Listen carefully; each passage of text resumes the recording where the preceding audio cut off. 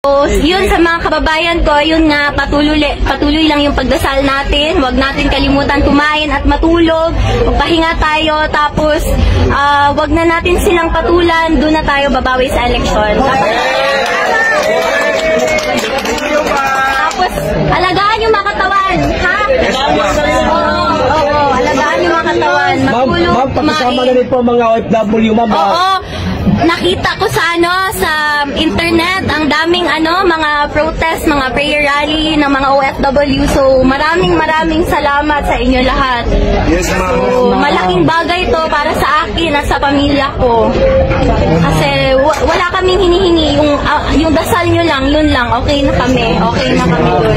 Dasal at suporta, yun lang talaga. Mag-vitamins kayo ha, may vitamins dito. Maraming salamat sa vitamins, ma'am. Hindi yan. Ano yan? Donation yan.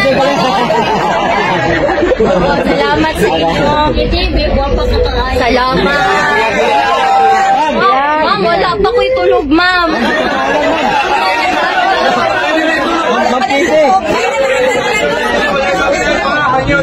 Kung na kayo akong diri kay dili man to ka skincare kay busy kayo ko ba, no? Ma'am, tinutangay lang, ma'am. Ma'am, tinutangay lang, ma'am. Doon kayo sa ipaabot mo, ma'am.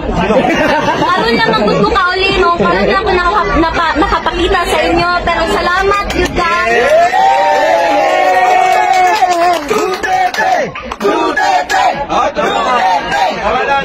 Kita mo undang ka, kita mo undang. Sa makauli siya. Ang gusto lang niya makauli sa Davao. Wala yung gusto. Oo, mag-eleksyon. Oo.